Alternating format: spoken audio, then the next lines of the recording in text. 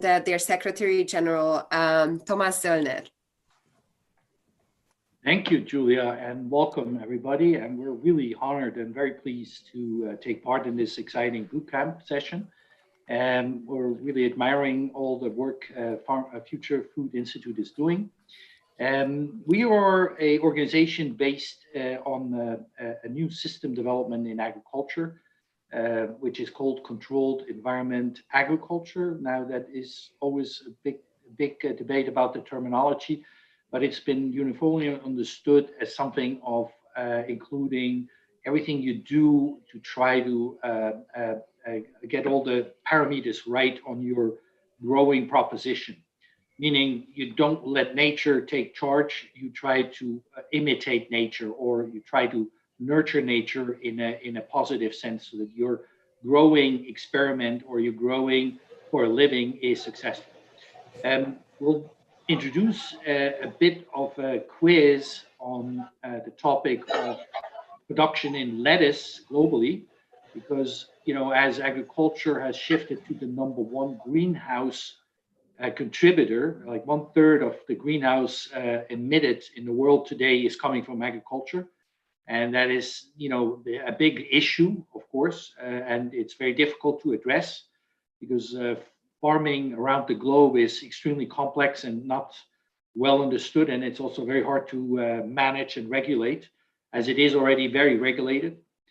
So FarmTech Society has a specific mission to represent a new innovative systems called controlled environment agriculture on a regulatory, on an educational, and also on a development of understanding and practices called standards.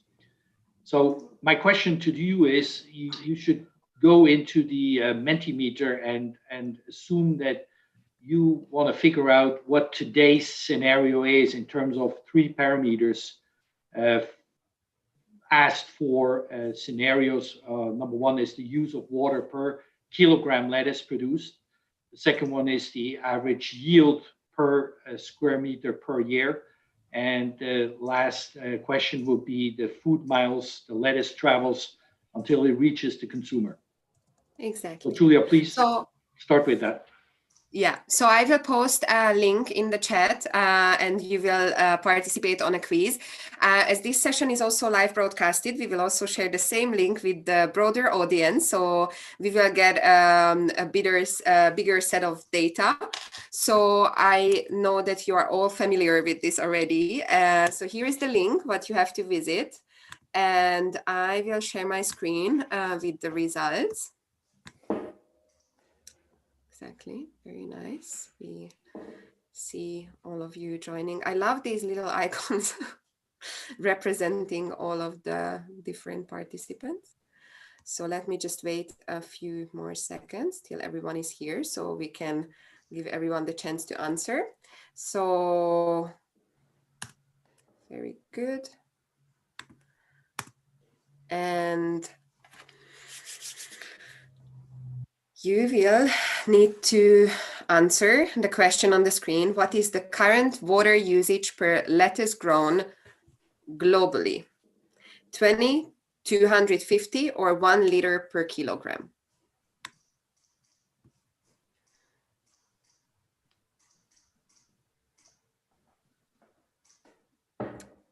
And only 6 of you actually answered the correct number, which is 250 liter per kilogram.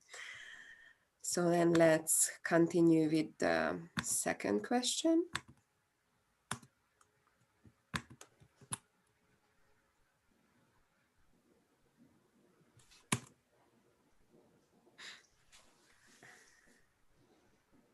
What is the current annual crop yield per square meter of lettuce grown globally? 80 to 120 kilogram per square meter, 41 to 120 kilogram per square meter, or 3.9 kilogram. Oh, I'm sorry, this is my mistake. It's 41 or 3.9. All right. Okay, we are not really good in this. Only 8 people managed to answer correctly. So let's see our third answer, and this is like your warm-up for the next 80 minutes. You will learn way more about this. How many food miles are currently used for 1 kilogram of lettuce grown globally? 500 to 1,000 miles, 43 miles, or 2,000 miles?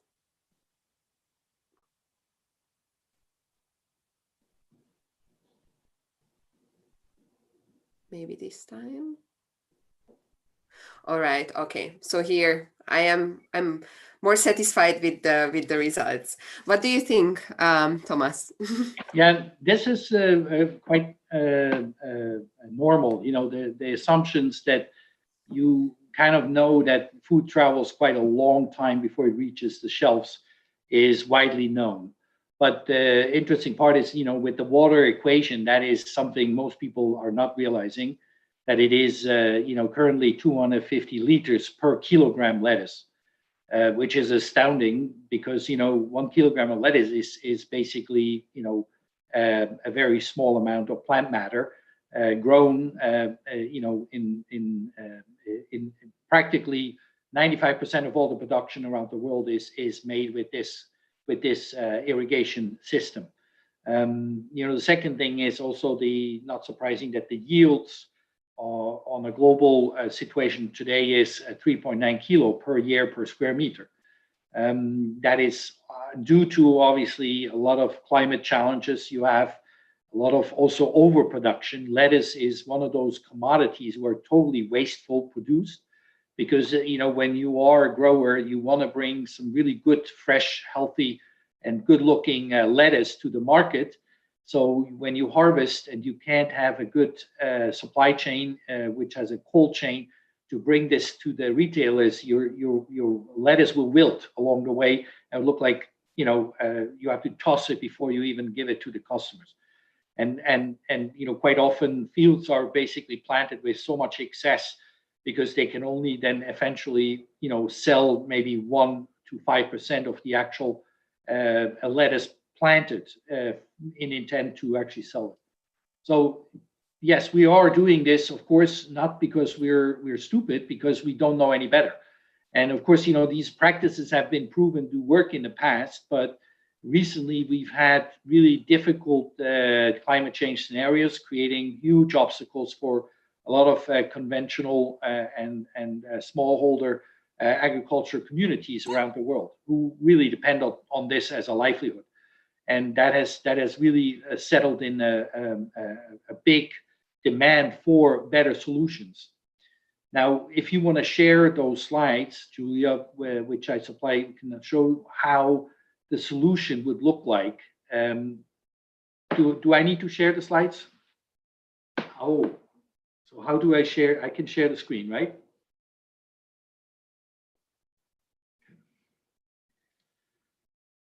One second here. You guys see my screen? Yep. So this is a study which was done 2018 by the European EIT Food, and they analyzed this lettuce equation. When you look at open field production, which is 95% of the global production of lettuce, this is what the outcome is: 250 liters, 3.9, and 2,000 food miles, which is, you know, incredible considering that lettuce is not really that nutritious. The situation in the greenhouse, which is quite popular in industrialized countries, are you know, looking a little better, but not necessarily on the food mile side, but certainly on the water side and also on the crop. You have a huge improvement over the field production. But the newest system we have, which is called a vertical farm, which is basically a soilless production system utilizing artificial lighting to grow plant and protein products in a very controlled manner, duplicating or nurturing nature. You can see they use 1 liter of water for 1 kilogram. So basically nothing is wasted. It just, because lettuce is made mostly with water, all the water you give to the plant, it will end up in the plant. then you have a massive increase on the crop too, because you can produce year round, you can produce in a much closer cycle than you could ever do outside in the field. And you can also predict, you can actually then also make sure that you have not too much at the time when there's not much demand. And you can also plan for large demand peaks. Because with the lighting in combination with climate, you can really keep the plant in a most optimized state, and also allow it to be harvest ready at a point in time which you would like to determine before. And of course, food miles too, these systems are mostly in peri-urban situations. So that's an ideal solution for places where you have also a land competition and where land is not really available.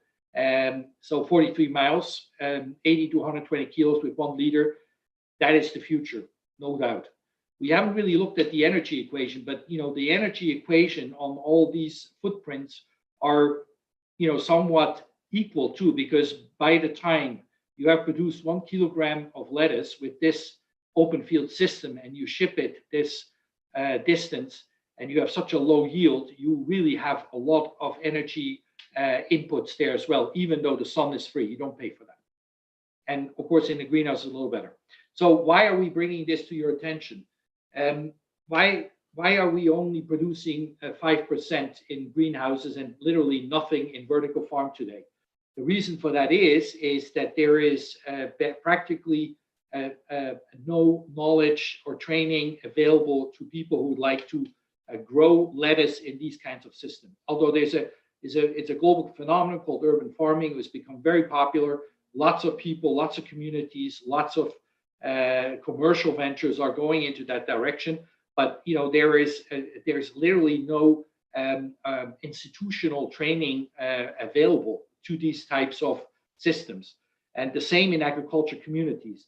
There are outside of very small segments in the Benelux and some pockets in Japan and in Canada, you cannot really get any training on this kind of technology.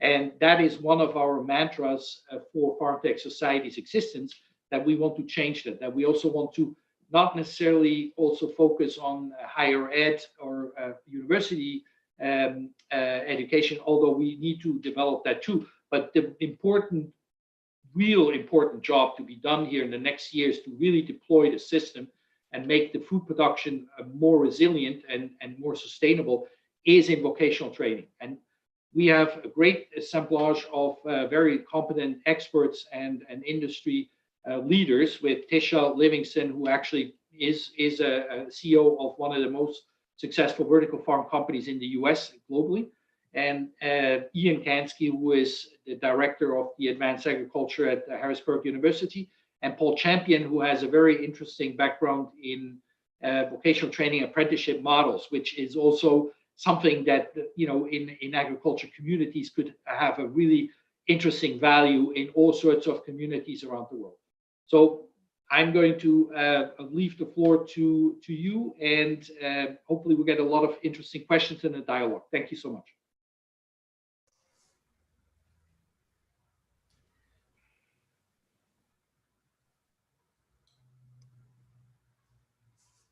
So Tom, this is Desikan here from South Africa.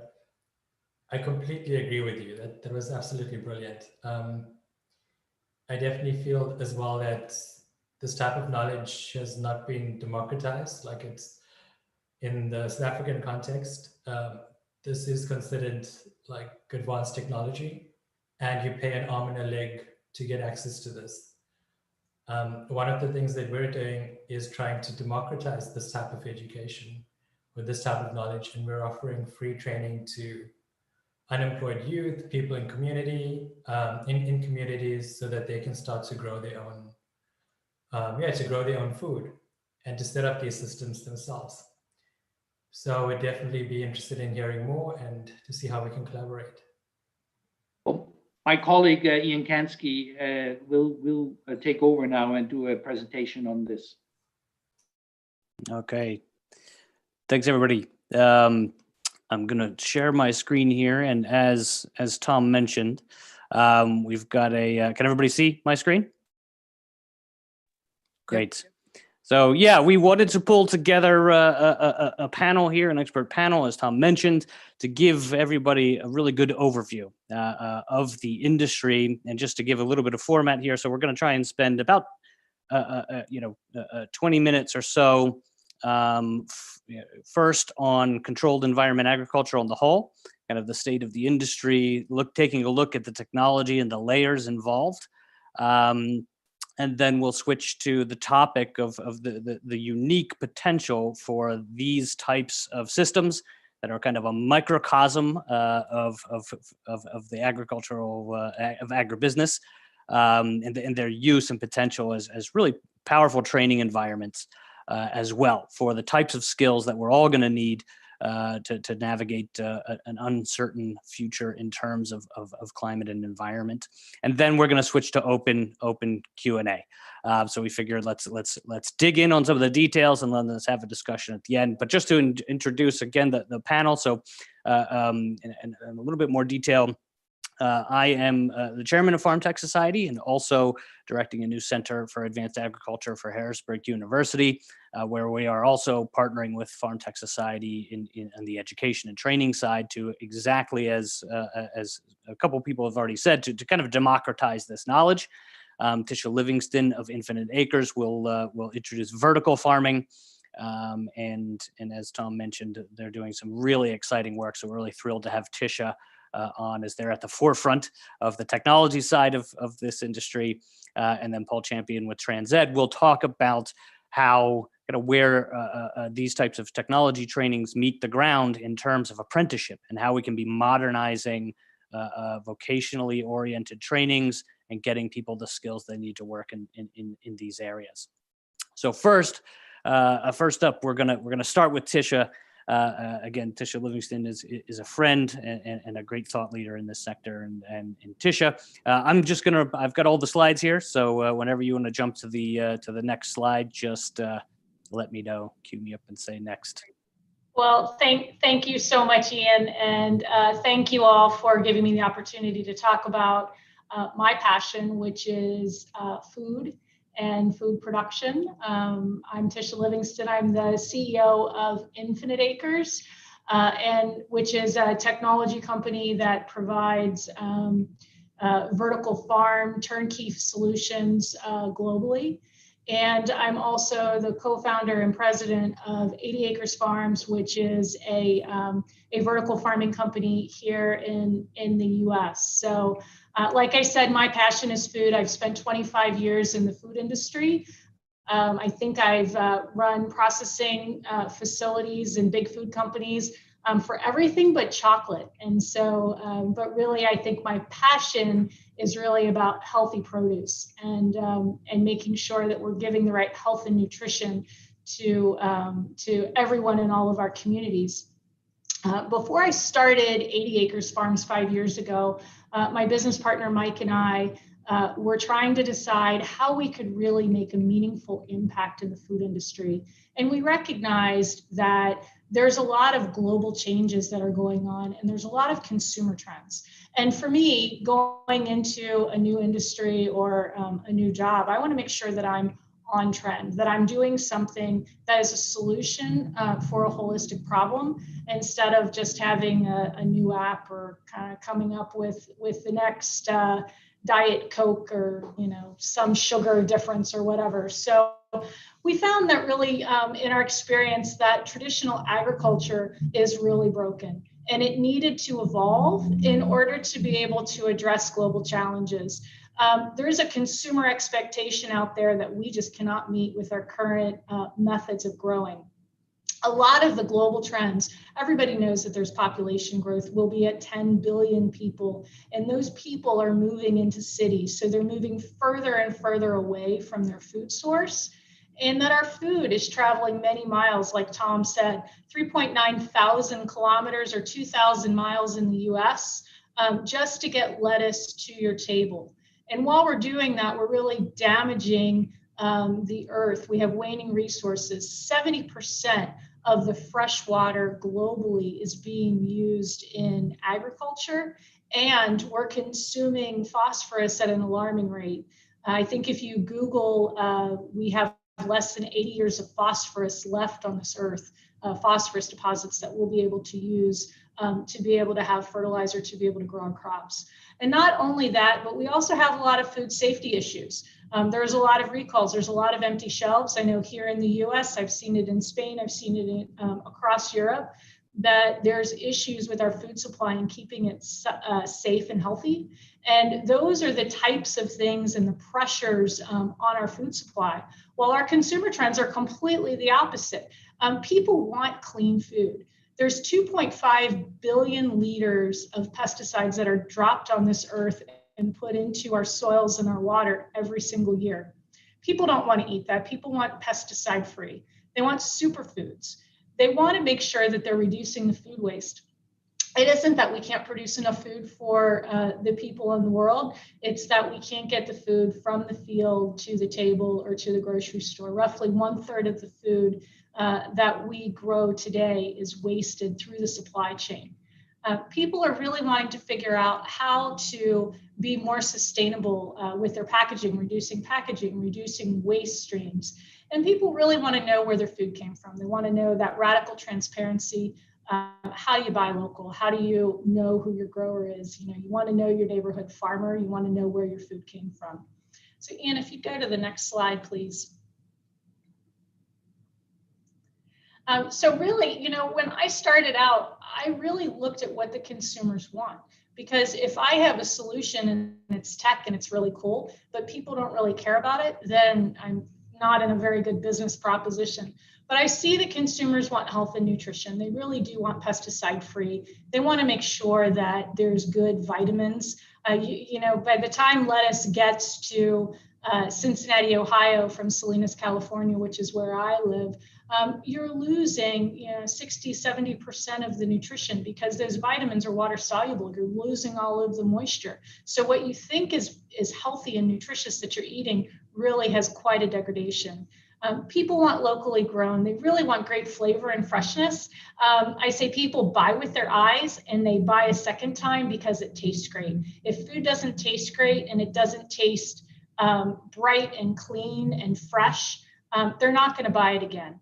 Controlled environment agriculture allows you to be able to have that great freshness, reduction in food waste. And also people want to know that their food is sustainably grown. We use 97% less water. It's not voodoo magic. It's very simple. We are in a closed loop system, like Tom alluded to. So everything that we use, all of the water, the irrigation, the fertigation that we give to our crops, they absorb that through their root system, and then they're either turning it into dry matter, which we consume, or they're transpiring. We're capturing all of that transpiration. We're capturing all of that irrigation water. We're cleaning it. We're putting new nutrients in it, and then we're recirculating it again and again. Being able to use 100% renewable energy and really thinking about that carbon footprint is something that controlled environment can do. And finally, trust and transparency. We have the cleanest food, bar none. There is no intervention step required for the produce that we grow. We don't have to spray it with chemicals to be able to clean it before people can eat it. And so that's really, we feel like controlled environment really is giving consumers what they want. Ian, the next slide. So again, this is just what the consumer expectations are versus what our current supply can offer. Current suppliers, they can only offer year-round availability and they can offer low price. We are really good at producing food that can be commoditized and sold to the lowest bidder. And but the consumer wants so much more. Like I said, they want that quality and nutrition and great flavor. And really vertical farming with our technology, enables us to be able to collapse the supply chain. We're able to grow anywhere. We can grow consistency. I can grow lettuce in the US, I can grow it in Europe, I can grow it in South Africa, I can grow it in Nigeria, and I'm going to be able to get the same consistency, the same quality, the same great flavors, all pesticide free, regardless of where I am. And I'm able to do it through automation and continued efficiencies, drive, those improvements in the technology. I'm able to do it at an affordable price to the consumer. So it's, and I'll show you a little bit in the next couple slides how we can do that. Ian, yep. So again, vertical farming, like I said, we bridge the gap. We provide that consistency around and quality around. You know, in the greenhouses, if you think about it, you have your summer production and you have your winter production, and the crops or the product that is coming out of the greenhouse or coming out of the field is going to taste different depending on, or look different, or have different yields depending on the seasonality, because you are using that sunlight. That sunlight is going to be different. Your environment's going to be different. You're going to have tremendous heat in the summer and it's going to be cooler in the fall. So that drives the quality. We can bridge that gap and we can have that consistent expectation every time. We can do it in a food safe way. And we really naturally, like Tom said, steer the crop for flavor and nutrition.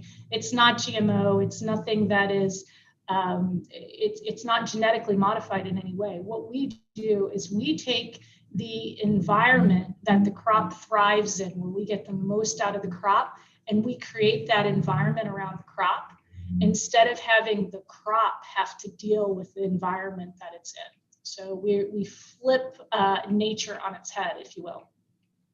Next, Ian. And so, you know, here's a slide where we really talk about the evolution of food production. We're talking about growing outdoors versus greenhouses versus vertical farms. And this really speaks to the amount of control and the amount or the ability of us to be able to provide the consumer what they want.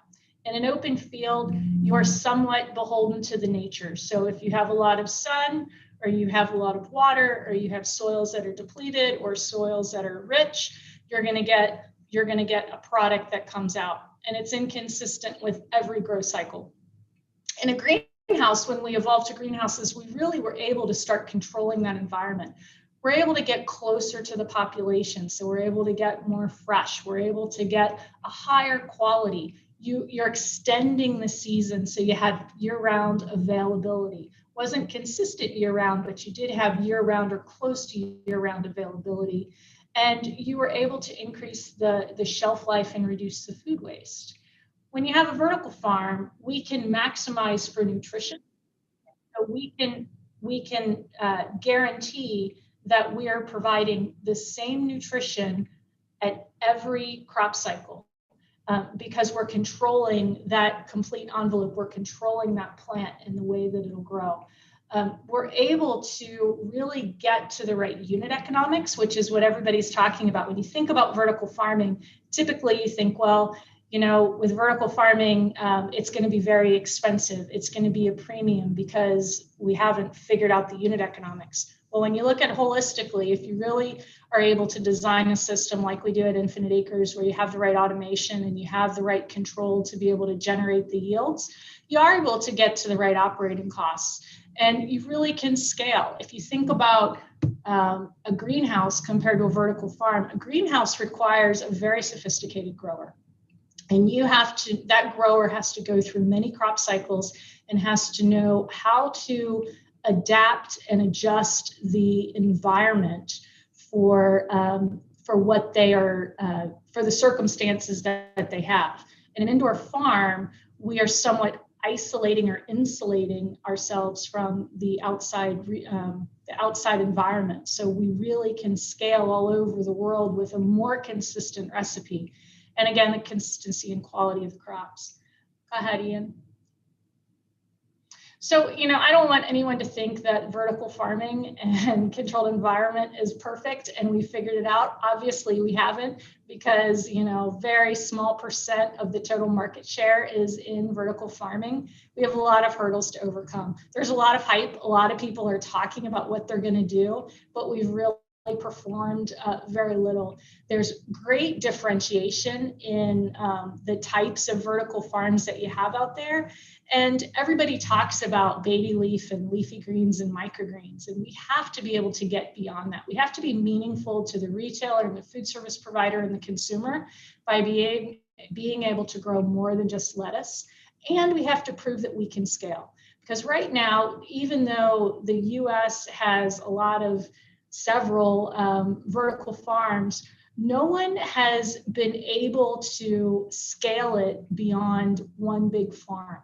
So how do we get to that scalability? Well, I argue that you get that through standardization. And that's one of the key tenets or the pillars of the FarmTech Society, is really helping the industry mature through that standardization process. Let's all have the training and education that we need, so that everyone is playing on an even playing field and we can really mature the industry. And the other point is about collaboration and figuring out how to collaborate. And Ian, if you go to the next slide, the way that we've solved for it at Infinite Acres is, and 80 Acres, is we've created a company of collaborative industry experts. And so, you know, it's really hard in indoor farming to know, or vertical farming, to know how to do everything. You have to be crop centric. Everybody thinks that the tech is really sexy and that's what they get excited about. But it's really about the crop. It's about making sure you're optimizing that crop with the right climate, the right fertigation, and that we have the right unit economics through automation, sensors and controls, making sure that the lighting is right. You have to combine all that together. So with Infinite Acres, what we did was we partnered with Ocado and Priva and 80 Acres and a bunch of other people that want to collaborate with us, where they're bringing their technology and their best case technology, and we're working collaboratively to solve for indoor farming, to make sure we have the right unit economics, that we're providing that perfect controlled environment so that we can get the most out of the crops, we can yield the most and have the best nutrition, and really differentiate controlled environment agriculture from open field and from greenhouse. Ian? Thank you. Again, just quick, this is our story. That's my business partner, Mike. I feel compelled every time that I talk about CEA that the two of us have to, we are definitely a partnership and collaboration in trying to figure out how to grow the best, highest quality crops. And that's what we do at 80 Acres Farms. Next slide. And we are getting beyond lettuce. We did have the first in the world vine crop production. So we're growing cucumbers, tomatoes, peppers, eggplants. We've been commercially selling tomatoes since 2017. So we think that it's really important in controlled environment agriculture. You start with your baby greens and your microgreens so that you learn, and then you pick out your lettuces and your other leafies.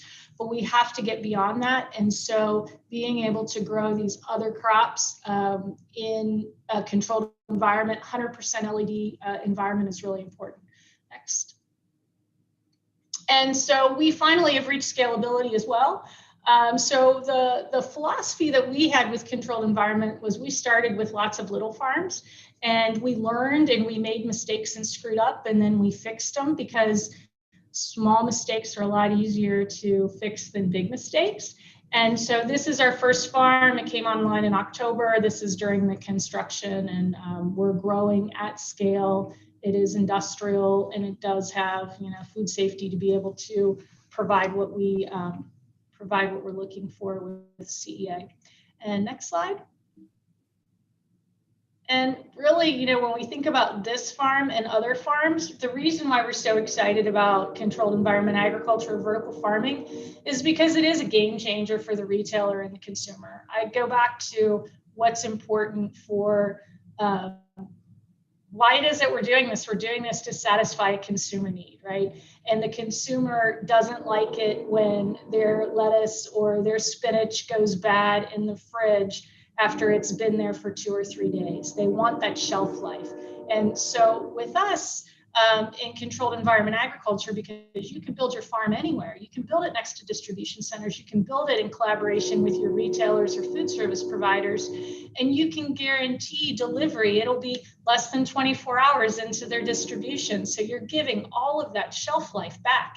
And the other thing that Tom talked about, which was maintaining that cold chain and making sure that the produce is staying at, you know, below, once it's harvested, that you're keeping it cold. Because we're right next to the distribution center, and we don't have hot fields, and we don't have truck transport, and we don't have to take it in to clean it through processing, we're able to extend the shelf life by about 5 days from what you would see. So we're able to give a huge chunk, that purple bar, back to the customer, which is what they want, and we're able to extend it even more by collapsing that supply chain. And Ian?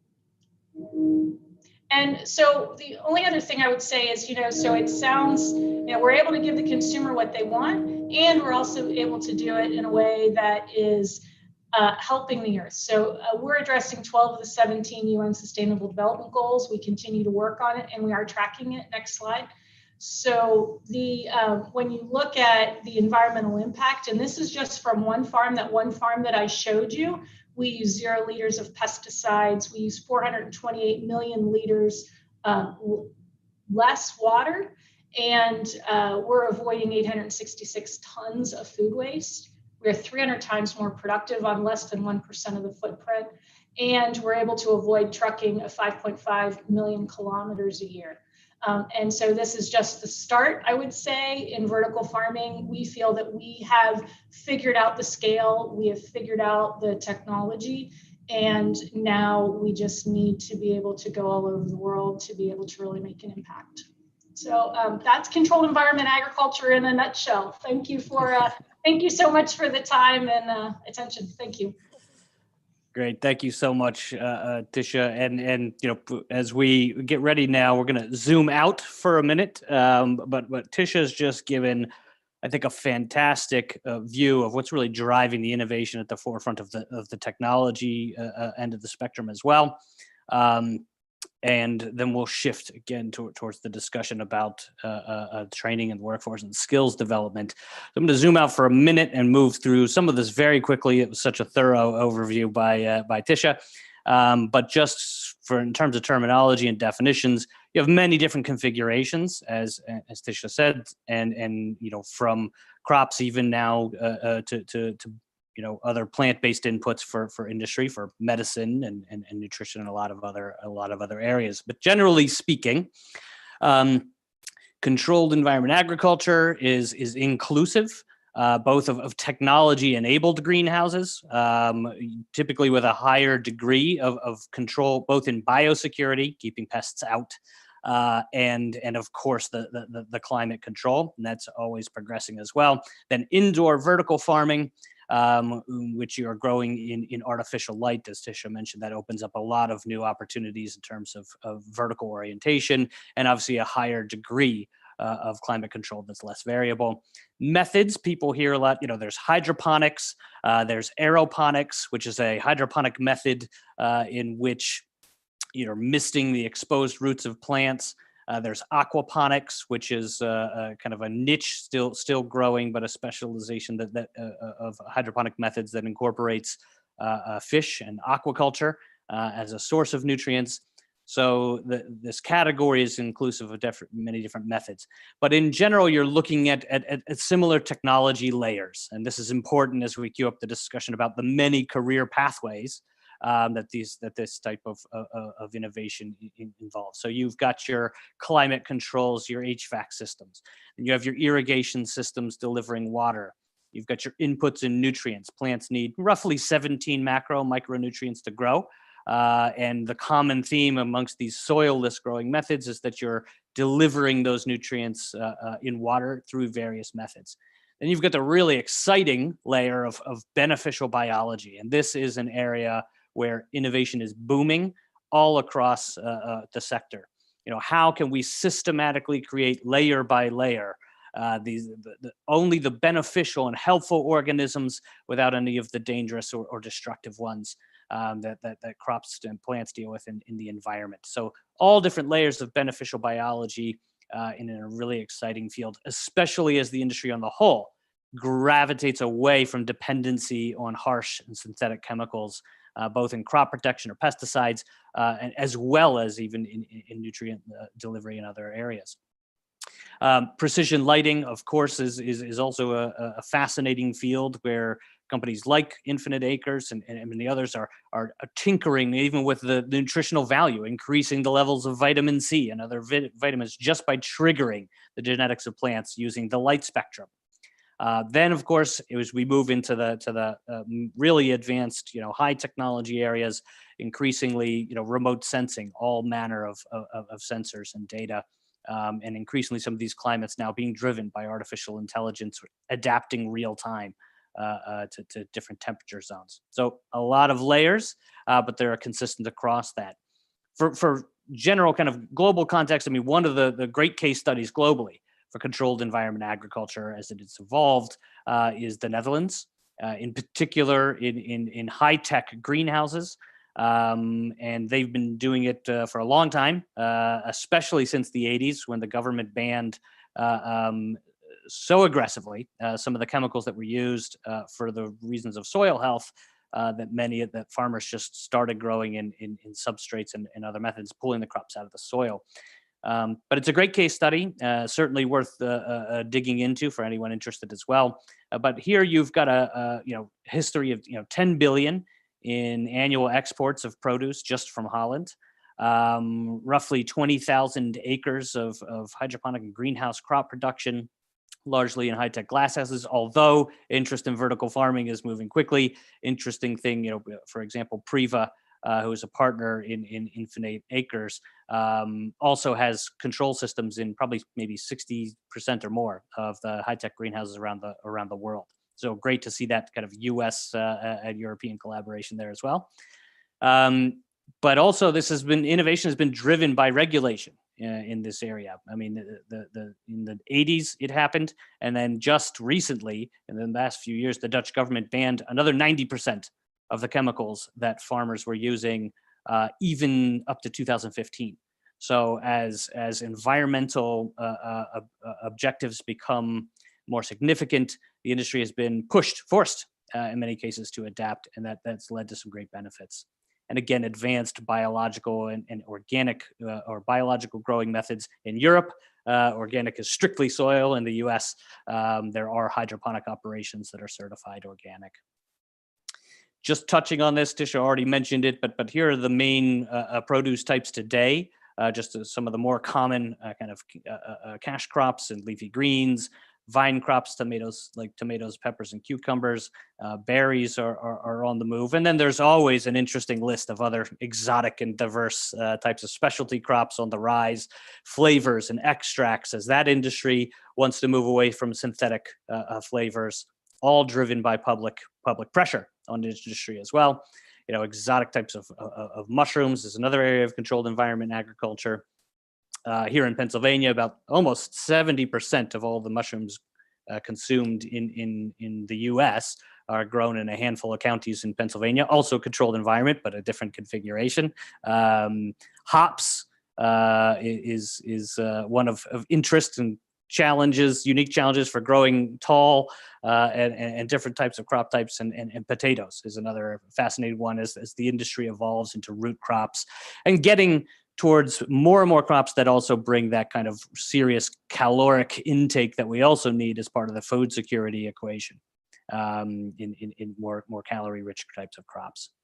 But the general rule that really counts here is that the more that you control the environment, there's a direct correlation to dropping pesticide and synthetic chemical use. You don't need to use pesticides if you keep the bugs out. So biosecurity is big. So here you see water usage and pesticide usage, as the blue and red, declining in a direct correlation to the level of environmental control around the crop types. And of course, vertical farming is that next step off the side of this chart in maximum environmental control. But again, on the whole, controlled environment agriculture has got these massive environmental benefits that are driving global adoption. The less land usage, significantly less water usage, and very conservatively, even without going in vertical stacks, you're talking about, even in greenhouses, 15 times the crop yield over soil agriculture. Anytime you've got a limited growing season, like in a temperate climate, like here in Pennsylvania, that's 30x plus just even in one layer from greenhouses. But this is also important because we really believe, and as so many do, that we are approaching a global inflection point in the adoption of these types of methods, right? Well demonstrated, the value is there. And one of the challenges, as somebody already mentioned it today, is of course the costs of the technology. But an important thing to remember is that as demand for food globally increases, demand for local food steadily increase, the cost of each and every underlying technology required to grow this way is just steadily dropping, precipitous drops in the underlying technology. So this is why we like to say, the growth of this industry is inevitable because the lines are crossing every day as we move forward in innovation. And again, last thing on this, it's not just your typical food crops, increasingly other industries that are looking at plant-based alternatives to our synthetic chemical methods in many areas where they're problematic, are turning to plant-based inputs, from medicine to industrial phytochemicals for materials and so on. So it's a broad field in that sense. So more shifting direction now to the education, the human capital side of the equation. What's really exciting and also simultaneously significant challenges across, this is research conducted by the U.S. Department of Agriculture with Purdue University over several years, and it is indicative of a problem globally. We have a dearth of skill sets, of talent pool, of qualified talent. If you look at food, agriculture, renewable resources, and the environment, these are areas where our own education system here in the U.S. is graduating well below half of the qualified talent that we need in these industries. These are STEM fields. It's the introduction of technology, where technology overlaps with biology. And as innovation and climate pressures force change, we have a real challenge in meeting the needs of businesses with the qualified talent and introducing these opportunities to more people. And so democratizing education, democratizing the training is a big part of our collective mission here at FarmTech Society. But let's also take a look. So here are the highest demand across those sectors: food, agriculture, renewables, and environment.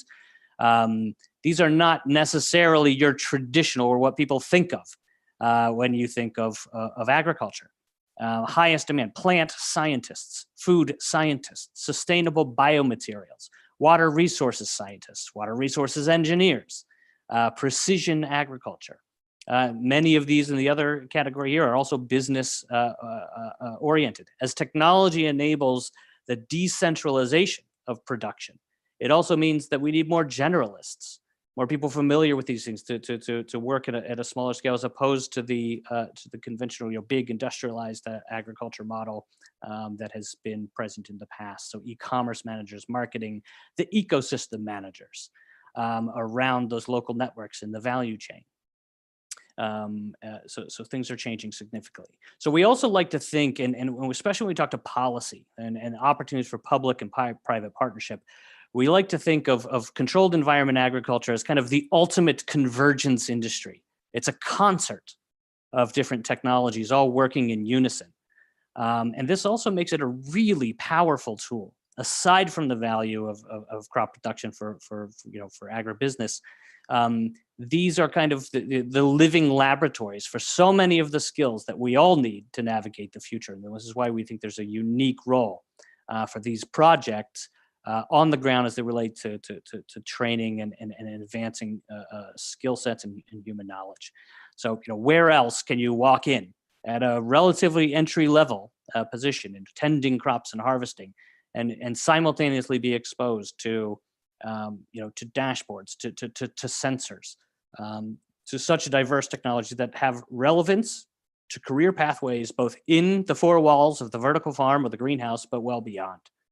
And there are very few industries that can bring that type of value.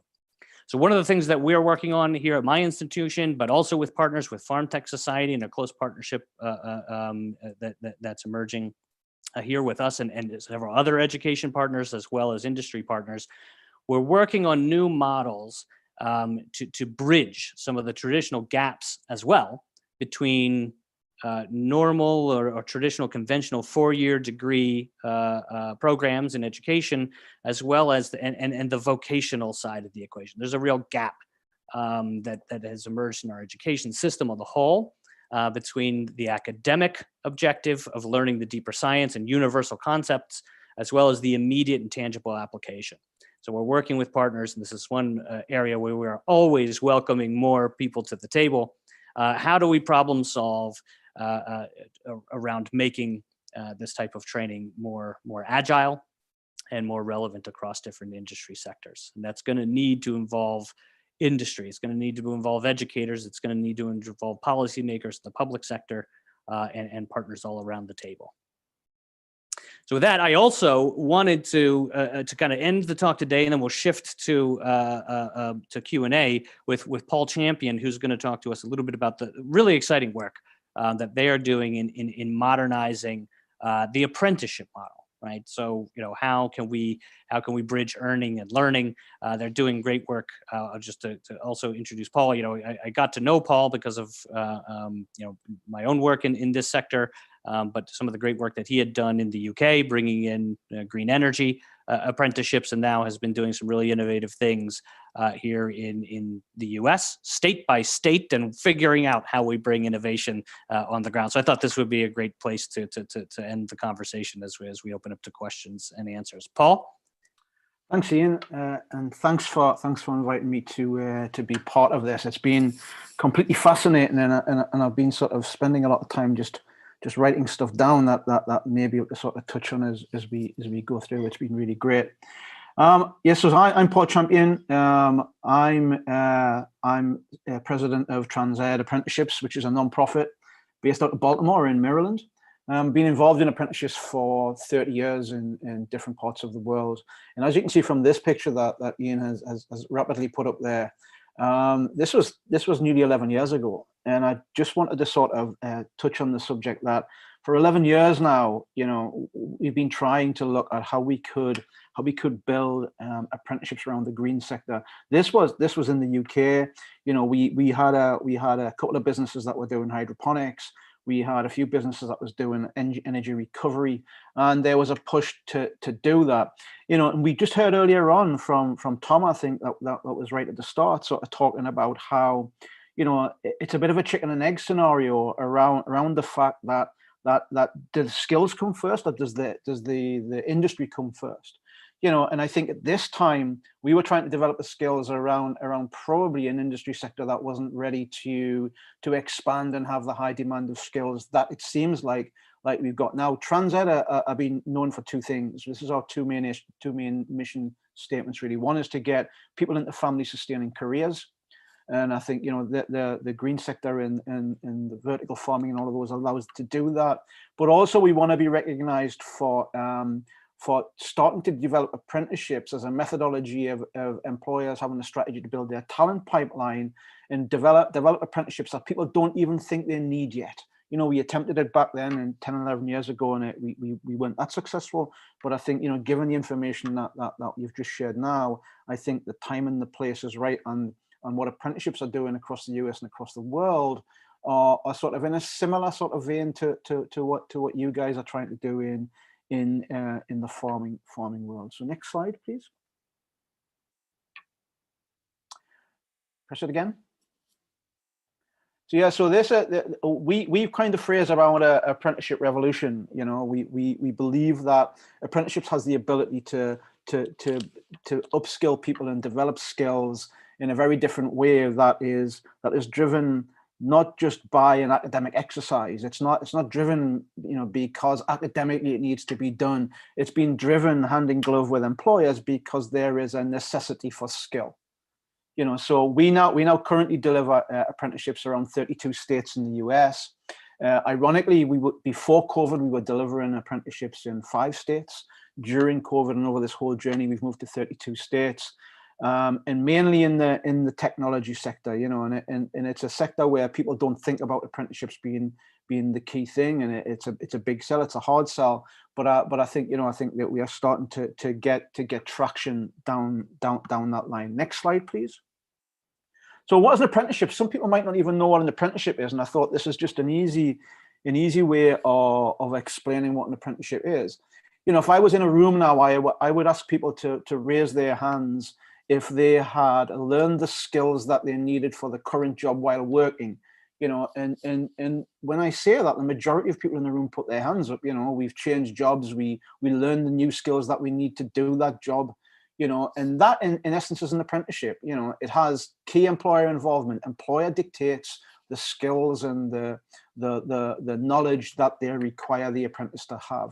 It has structured on-the-job learning. So in essence, you know, as somebody's learning the job, as the employer is mentoring that person through the role that they need to do, and they're picking up the skills that they want, it's structured, it has a plan, and they're learning the exact skills that the employer wants. There is some related instruction involved, clearly, because there's behaviors and knowledge that need to be developed and delivered to underpin that structured on the job that's gone. And one of the key things about apprenticeships is that there's rewards for skills gained, in the sense of that, you know, as somebody becomes more skilled, more productive, and contributes more to the business, they get paid more for doing that.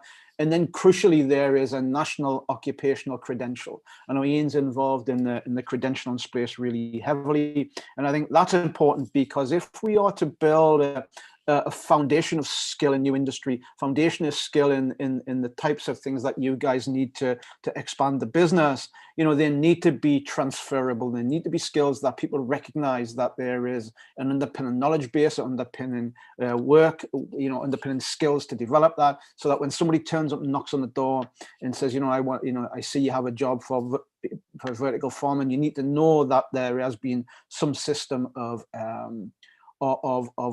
categorizing that skill and recognizing that people have the ability to do that. So an apprenticeship is really job with learning. It's a job with learning the skills that somebody needs on the job. Next slide, please. So the future of work is changing dramatically, and some of these sort of relate directly to some of the things we've heard today.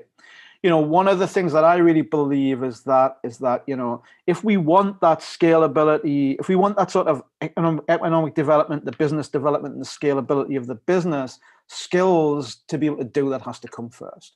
I think, you know, some of the things that I've learned over many years, over all the years I've done doing an apprenticeship, is that in areas where apprenticeships are relatively new and they're just looking for how do they build that skills base and that talent pipeline to fill the roles that they need, things like this are really popular, and things such as shared apprenticeships.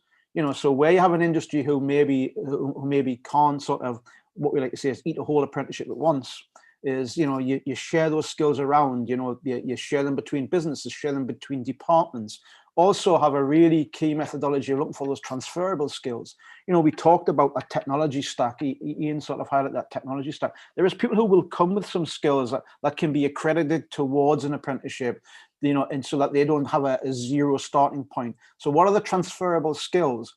In industries such as yours as well, there is a push to do sort of multi-skilled apprenticeships, where normally what would happen is an apprentice would go down a route of having one particular occupation.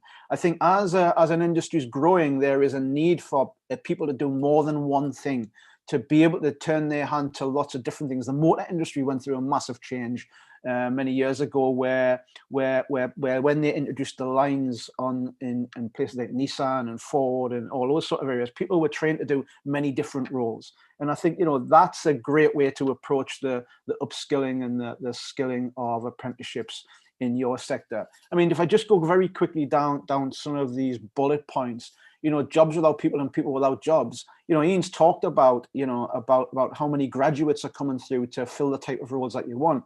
The tech sector, you know, 26,000 computer science graduates for 285,000 roles that are opening up every year.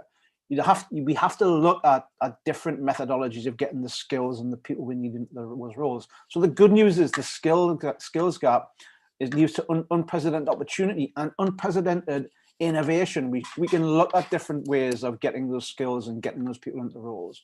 Factors including COVID fallout, globalization, economic government reforms, accelerated consumption, technological change are all things that are changing the face of jobs in the future. You know, and you guys with what you're doing are developing those jobs of the future, and therefore have to be involved and have to figure out how do you partner with people to figure out what those jobs are, bring people who can bring you those credentials and help you develop new credentials, help you develop new methodologies of recruiting those people into those talent pools that they require. finding ways to realize investment in skills programs. Everybody needs to get the best use of their money, and apprenticeships allows people to do that through graduated pay scales, through government grants, through tax incentives, all of those things that are being pushed towards the apprenticeship model. Rethinking onboarding strategies. I think you guys need to start to think about how do we get people into our business. Like Ian was talking about, somebody, an entry-level person coming into your sector can learn skills that are not usually classified as entry-level skills. So how do we attract people who have the mindset and the critical thinking skills required to come into that and have a really fast career path? I think one of the things that is important when developing new industries and are looking for how do you get more people into work is developing clear lines of sight down career pathways. And I think, data science was one of those that we worked in the early days a few years ago in the US. Data scientists came about by stumbling over things that got them into data science jobs. There is now starting to be more of a clear line of sight, a more career pathway where people can go through different stages of their career and end up doing those data science jobs, which is great. Internet of Things is another one which I think is important that we try to relate to by in the same methodology of building clear line of sight and career pathways.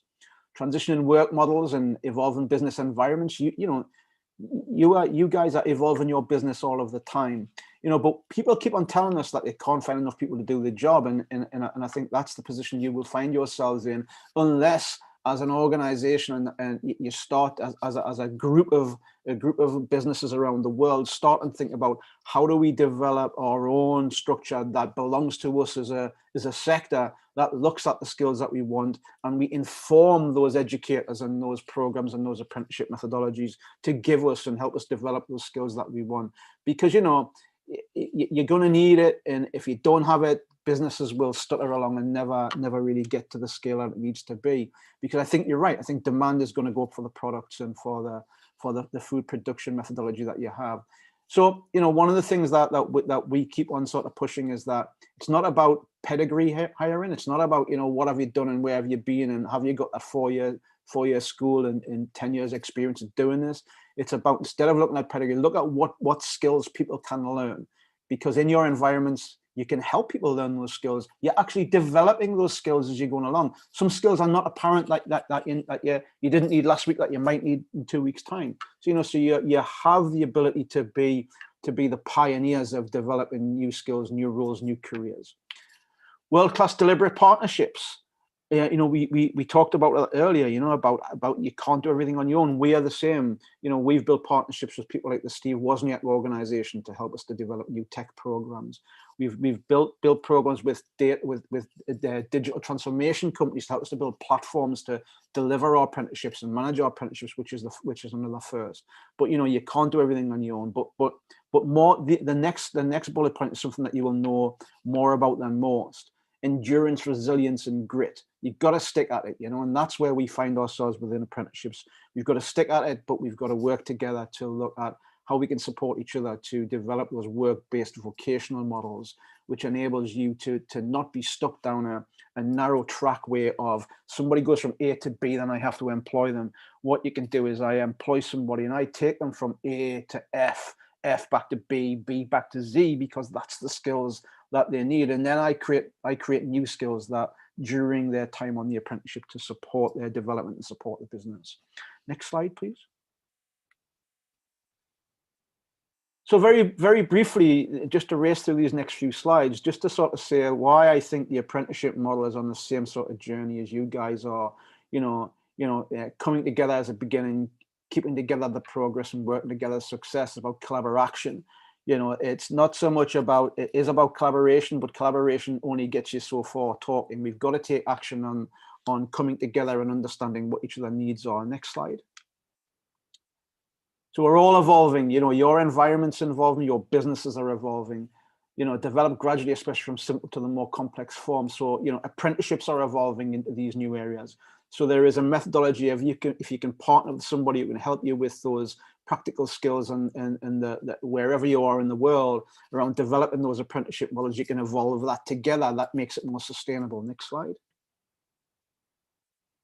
Innovate. Clearly there is innovation going on, hourly in your businesses. Make changes in something established, especially by introducing new methods, ideas, or products. You're doing that every day. Sometimes you're sitting around tables and doing that every hour.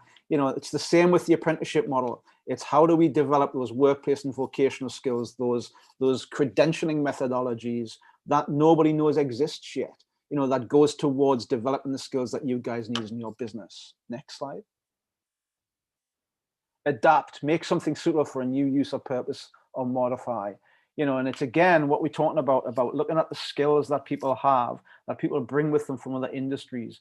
How do we find a methodology of transferring those skills and identifying those skills that are important when somebody comes into your businesses or comes into your sector, to then be on that journey to have the skills that they need through an apprenticeship program. Next slide. Change, make or become the difference. Quite clearly, as an organization, you guys are making and becoming the difference. Not just in business, but also in how we feed the countries that we live. We've heard so many times that people want better food, they want higher grade food. The resources that we have to do that, or to do the old methodology, are disappearing. It's the same as what Ian said about getting the skills that require. The old methodology of doing those skills are not producing enough. We need to look at different methodologies of delivering and getting the skills that we require. Next. And like I say, we call it the apprenticeship revolution. And the people that the apprenticeship revolution is not me pushing the apprenticeship model.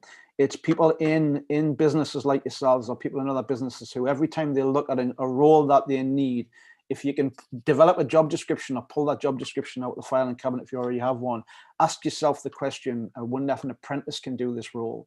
Then you then immediately build into a conversation of flexibility, a new methodology, something that you haven't thought about before, about how do you develop the skills that you need.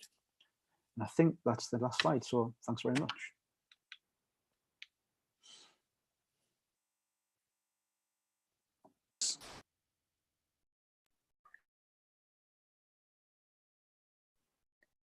So we had a lot to get through. It's a big topic. And, with our remaining time, we just want to immediately open it up to any questions across any area of the spectrum we've talked about today from the group, and we'll wrap up that way. Any questions? I can start. My name's Abby. There's a lot of questions happening in the chat, but I have a pretty simple one. In the US or in anywhere internationally, is there any certification for vertical farming yet? And I ask because I'm wondering how to direct consumers in that way to buy out of season, when really there's been a push to try to get people to purchase local produce in season. So if they're seeing lettuce on the shelf in a container, they may not want to purchase it as a responsible consumer. Great question. I mean, I'll answer that briefly from the U.S. side. We have a real challenge here in that, a coherent central, certifications around these types of growing methods. There are fragments. There are different organizations that have put out, let's say a particular horticulture types of certifications. But I've spoken to many people in a lot of different industries who are looking for the same thing, and saying, where can I send people? We're even interested in getting into projects. It's a big gap and a big opportunity, and increasingly even the companies and investors are realizing the limited talent pool is one of the biggest obstacles to growth. Anybody's interested there can certainly follow up, with Tom and the association to see where they might plug into what does exist. But the bottom line is we're going to need to do a lot of work here to open up new. Maybe I should reframe my question. I mean, on packaging, will there be a certification label, like a labeling system, to indicate to consumers that it's vertically farmed spinach or lettuce, as opposed to out of season lettuce coming from California when they live in Detroit? Now, Tisha, do you want to respond to that one? Yes. Yeah, I would say not currently. 80 Acres tries to make sure that they're speaking to the consumer on the package, but it's not a certification or a stamp. We are working with Global Gap. We had a meeting yesterday where we're looking at certification for vertical farming and how you can look at sustainably grown and identify kind of where we rank and make sure that we're standardizing what that means. Because I was talking to somebody, I don't remember who I was talking to, and they were saying that, I was talking to a gentleman from Germany, and he said that the German merchants decided that wherever the closest point of production is, that's considered local. So it could be 200 kilometers, it could be 1,000 kilometers, it's whatever is the closest, that's considered the local production. And so when you think about the carbon footprint and the impact and shipping everything all over the place, we really don't have a good way to put our stake in the ground. So 80 has just done it via merchandising and information on the website. And I think that's pretty much what everybody's doing on the vertical farming side. And really, for me, I think that most people seem to be most interested that it's pesticide free and that it's fresh. Those are the two key drivers of consumer intent right now. I'd also say that the FarmTech Society has a committee dedicated to this topic, and Tisha is the co-chair. So she'd be a great person to follow up with on that as we think about both, Yeah. the certifications and labeling that we're going to need for the public to know how the food is produced, but also retailers as well in terms of safety standards, et cetera. We're concerned with both sides of that. Yeah. Also, that's a very good question about, seasonality and how vertical farm is communicating that, because, in a sense, the consumer is left confused because on one hand, you want to be reasonably sustainable. So you want to buy seasonal vegetables and fruits. On the other hand, you have a vertical farm down the street who can actually produce strawberries year round. So, there needs to be that kind of system in place. And FarmTech Society is striving very hard to really make an effort to not only create the standards, but also the possibility that you can actually differentiate your product and with the intent and idea you want to reach the consumers who are interested in seasonality also.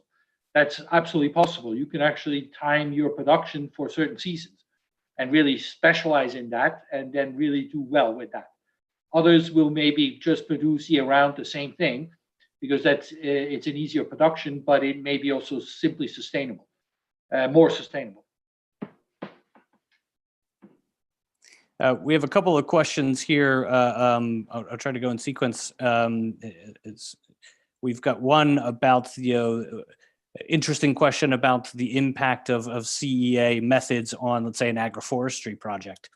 One thing that's interesting to look at there as this industry also, expands and grows, there are a lot of companies in the existing industry, let's say the greenhouse industry, that do plant starts and can accelerate the plant starts for other sectors.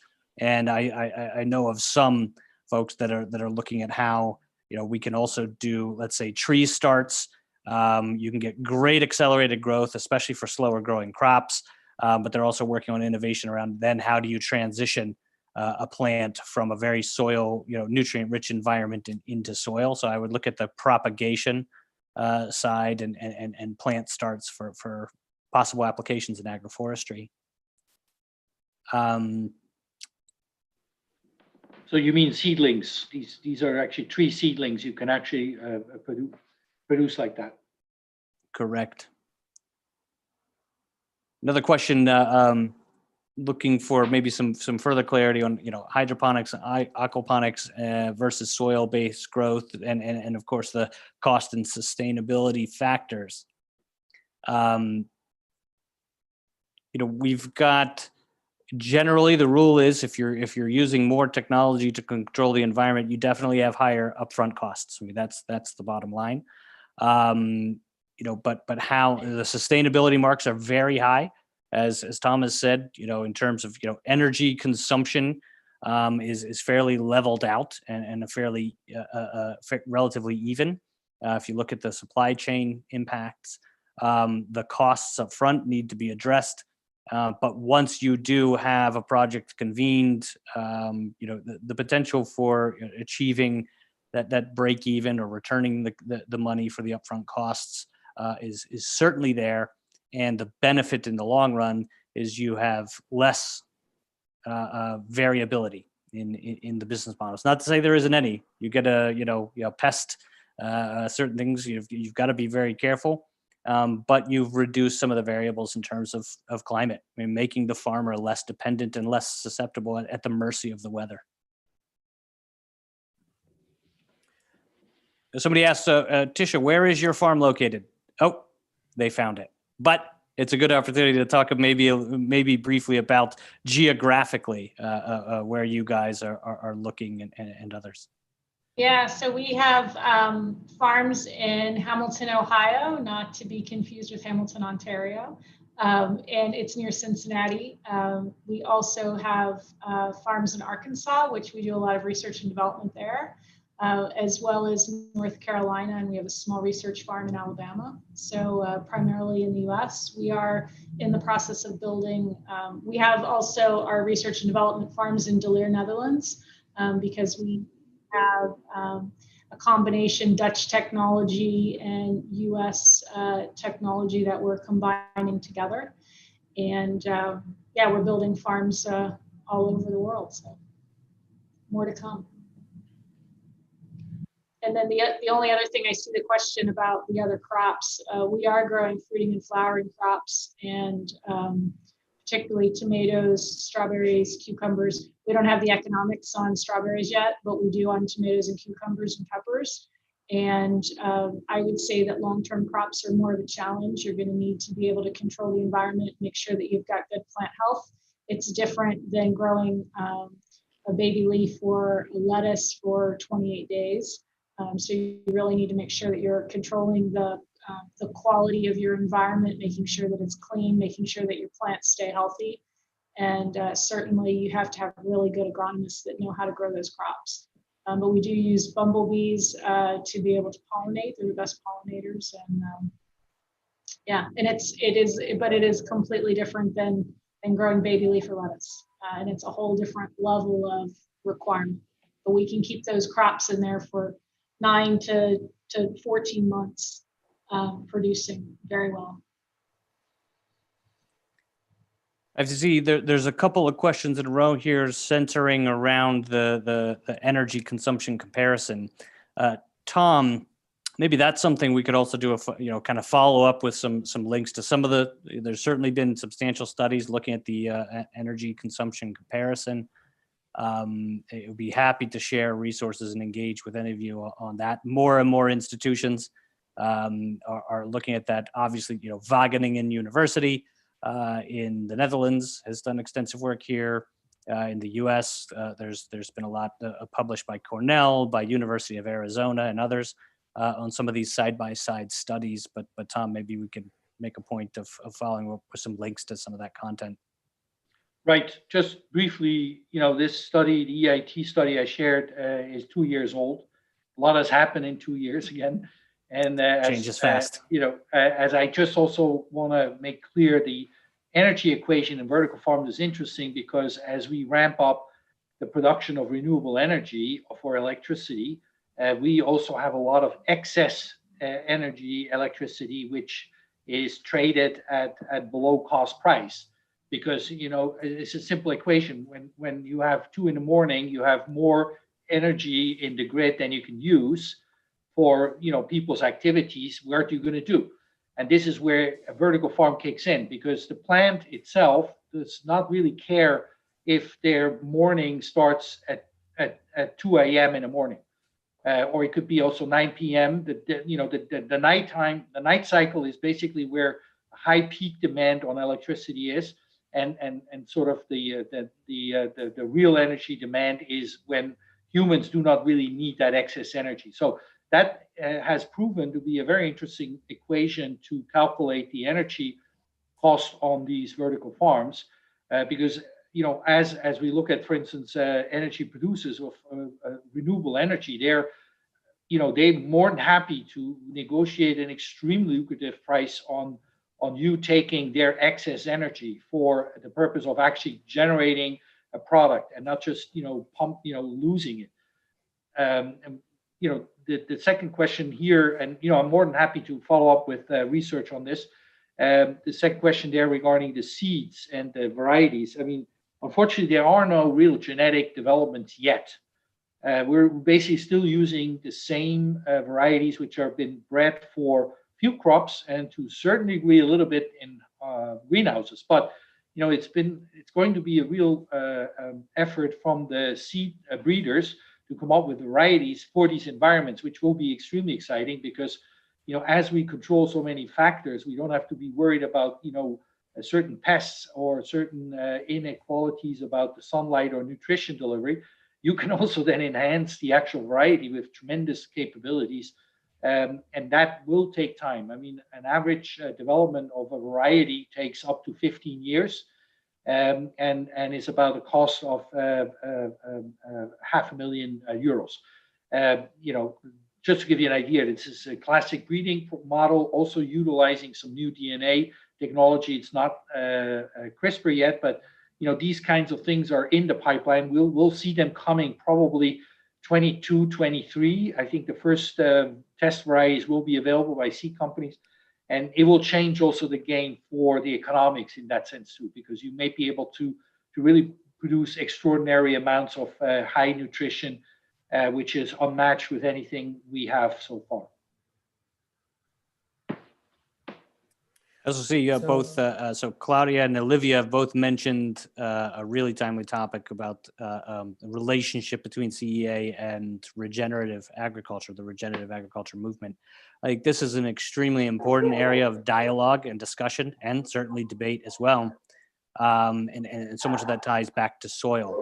On one hand, here in the U.S., there's a fairly heated debate between controlled environment agriculture and certain groups within the organic movement who talk about soil health. But as we look at as well on regenerative agriculture and coming up with definitions for what comes next, this is just a really interesting area of debate. On one hand, you have the recognition, of course, that there is as we discover more about the mysteries of the microbiome, which is true, certainly in this industry, how can we also be replicating some of the beneficial biodiversity, microbiome elements at the root zone, in lots of innovation into containerized systems where we can find ways of reintroducing trace minerals and trace nutrients at the root zone in controlled environments. And then from a policy standpoint, there's a lot of discussion too about the potential for controlled environment agriculture to relieve pressure on soil and water systems to then return, more land to go fallow again. It's undeniable that not farming the soil is the best thing for soil. And so this is, another interesting element of the debate. But I will say, and the one thing I want to get across there on the regenerative agriculture discussion, the organic debate, those in the controlled environment agriculture industry, the vast majority of us are really keenly motivated by the ethos questions around, ecology and these areas. But there is really exciting, work being done where these systems become the perfect laboratory, frankly, to learn more about how ecosystems work. I have a friend, Sabrina Carvalho, who's a researcher for years with Wageningen, but she's now in vertical farming. She was a soil ecologist, and she became captivated by this sector and industry when she was looking at long-term studies that showed that really the best, some of the best data they'd seen in her time as a researcher on the best outcomes for crops in terms of nutrition, growth speed, all of those things are environments where you have curated the microbiology and beneficial bacteria around the plants in settings where there just aren't the negative pathogens that attack from soil. So, not to get too far into the weeds there, it's an exciting topic, but that's right at the center of a lot of discussions within this industry, and it would be a welcome area for others to join. Still, I will add to my question one thing about flavor and the importance of soil and sun and water in order to have good flavor and good natural oils for plants. So that's also another question that I would like to know about it. A great question. I don't know, maybe Tisha or Tom, do you want to tackle? Actually, Tisha, I mean, you guys are working exactly on that. Flavor. Well, and I think that flavor is genetics and stress. The uptake of nutrients is within the soil provides some nutrition, but you need light energy, and withholding water, withholding nutrients, and changing temperature are what drive flavor. And so we can get consistent flavor on our tomatoes every time because we can control that environment and control how much light it receives and the stressors. So I understand and I hear a lot about that question, and I always say, well, come taste my tomatoes and see what you think, because I think that we have figured that out, and it's not. It's really about the genetics of the crop, and then how you enhance it and get the most out of that crop based on the stressors is what I found. Yes, to add a little bit to that, Claudia's question also goes into the question of terroir. I mean, is it possible to really say that you can grow the same wine as they grow in the Tuscany soils in a soilless system somewhere in Ohio? You can actually duplicate terroirs. I mean, it's proven over and over again. The wine industry themselves have done this and actually admitted that you can actually duplicate exact nutrient profiles, mineral, anything you think, the biome on the entire profile in the soil, and actually created a wine that tastes exactly the same. Now, is that a good thing? Well, remains to be seen. The wine industry immediately said, we're not going to employ this because it would destroy our image of being locally recognized with the terroir. And I agree, that is also a value which is quite interesting to have and interesting to understand, because that is actually a really interesting marketing method which has proven to be workable for hundreds and if not thousands of years. In terms of wine, it worked for thousands of years. So we shouldn't destroy things which work well, but also there's questions that the wines, even the wines, natural wines or organic wines, are still showing a high degree of pesticide residue, and that is increasingly also a problem, of course.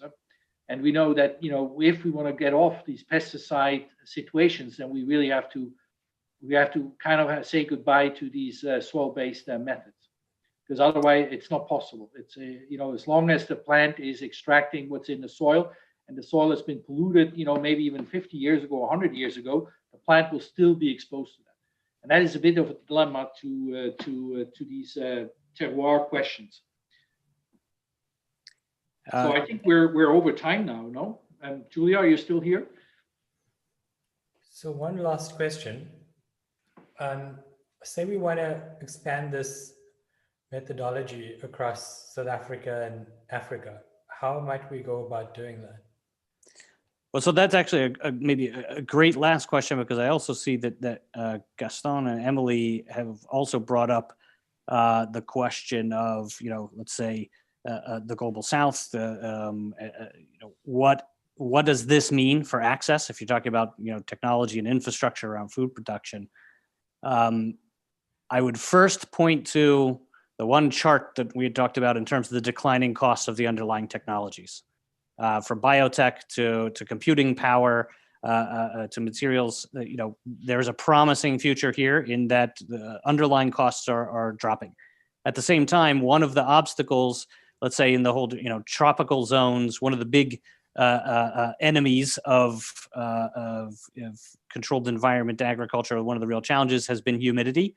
And I can say that, that what's exciting now is even in the past 2 years, we've now seen companies crossing the line and solving for the humidity challenge as well, which prevents, if the humidity is high, it slows down crop growth.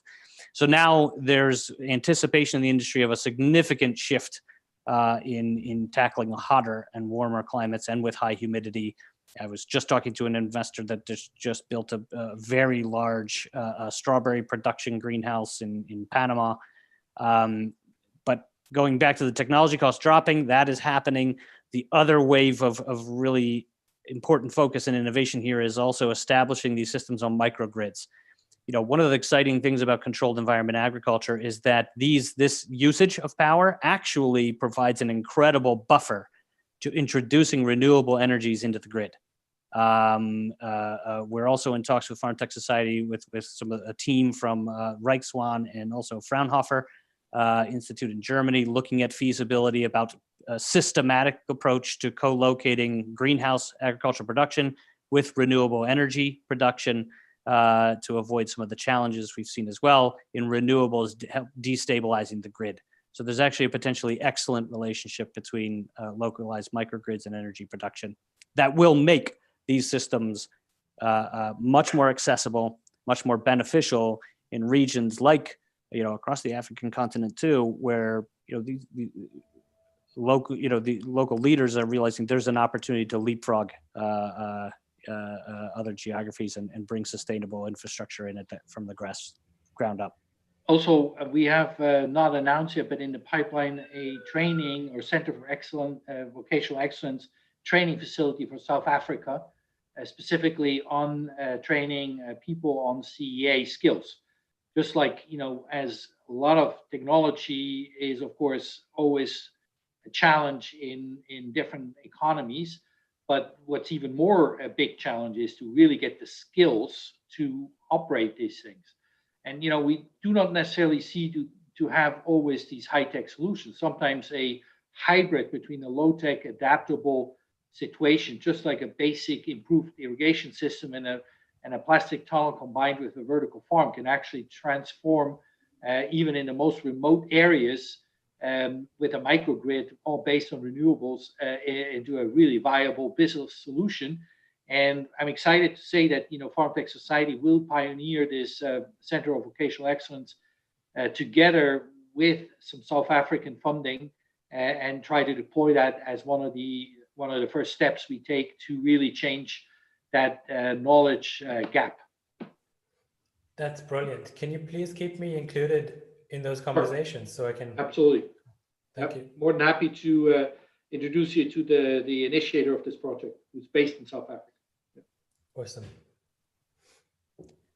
Well, we are a few minutes over time here, Julia. We could be dangerous because we could talk all day about these things. I can see that.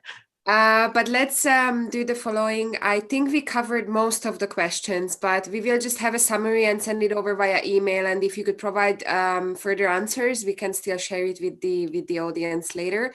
And well, Tom has been attending different classes, so I think you know how to catch him when you have other questions or connect with him over the next days, weeks.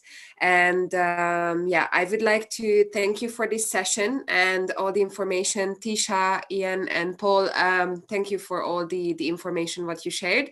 And I really hope that we can involve you in the future in other sessions as well. Thank you all so much. Thank you so much for everybody to participate. By the way, we have also some mentoring availability. That's something we also committed to.